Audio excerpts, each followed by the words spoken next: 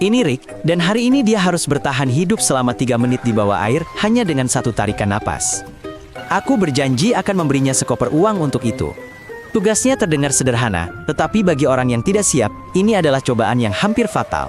Penjaga pantai berjaga di tepi kolam. Mereka siap menarik Rick keluar dari kolam kapan saja jika terjadi sesuatu yang tidak diinginkan. Tanpa jaring pengaman, eksperimen semacam itu sering berakhir dengan tragedi. Rick menarik napas dalam-dalam dan menyelam. Beberapa detik pertama berlalu dengan tenang, air jernih mengirimkan serangkaian gelembung. Jantungnya mulai berdetak sedikit lebih lambat. Refleks menyelam aktif. Semua mamalia memiliki mekanisme bertahan hidup bawaan. Di bawah air, jantung melambat, dan darah mengalir ke otak dan jantung. Pada manusia, refleks ini lemah, tetapi justru itulah mengapa anjing laut dapat bertahan di bawah air selama hampir 1 jam. Setengah menit berlalu. Rick masih terlihat percaya diri, bahkan mencoba tersenyum. Tetapi paru-parunya sudah dipenuhi karbon dioksida. Tinggi badannya bukan kekurangan oksigen yang pertama kali memicu keinginan yang menyakitkan untuk bernapas. Setelah 1 menit tanpa oksigen, tingkat TSO2 menjadi kritis. Otak memberi sinyal bahaya, dan otot pernapasan menegang, tetapi Rick masih bisa bertahan. Pada titik ini, saturasi oksigen darah turun dari 100% menjadi 90%. Setelah 1,5 menit, otot perut sudah berkedut-kedut, otak menuntut untuk bernapas. Hampir mustahil untuk menahan diri, tetapi Rick tetap di tempatnya. Oksigen turun menjadi 80%. Para penyelam bebas berlatih selama bertahun-tahun untuk menekan dorongan seperti itu.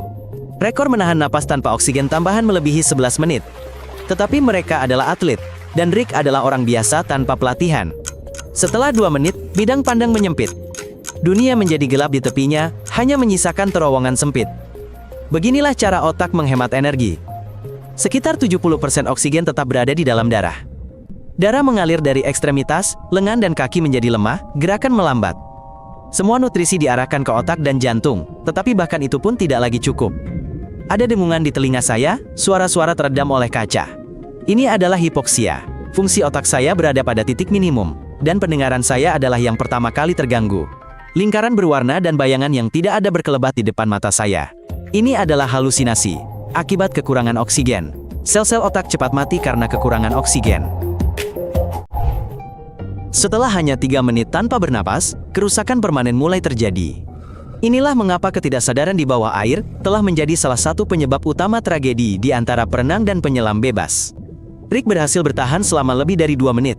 Tatapannya kosong, gerakannya melambat, dan gelembung terbentuk di bibirnya. Saturasi oksigennya turun hingga 50%. Titik di mana otaknya mematikan kesadaran. Kekacauan meletus di dalam dirinya. Otaknya membutuhkan udara. Diafragmanya berkontraksi lebih kuat. Rick meronta-ronta di dalam air, tetapi tetap mengapung. Inilah kepanikan yang mendahului pingsan, dan hampir selalu mendahuluinya. Pada menit ke-24 detik, Rick pingsan. Tubuhnya lemas, lengannya jatuh ke samping. Ini adalah kehilangan kesadaran karena hipoksia. Terkadang pada saat-saat seperti itu, tubuh mengambil napas refleks, dan air masuk ke paru-paru, hampir selalu fatal. 2 penyelamat segera menyelam, meraihnya, dan mengangkat kepalanya ke permukaan. Semuanya terjadi dalam hitungan detik, dan untuk menyelamatkan seseorang, Anda perlu bertindak cepat. Rick berbaring telentang di tepi kolam renang, dagunya terangkat, dan air mengalir dari mulutnya.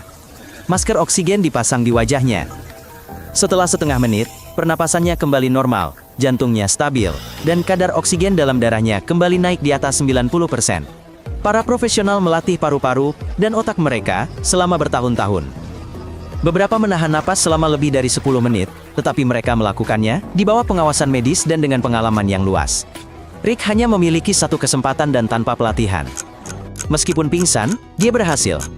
Saya menghitung 3 menit untuknya dan meletakkan kopernya di sampingnya.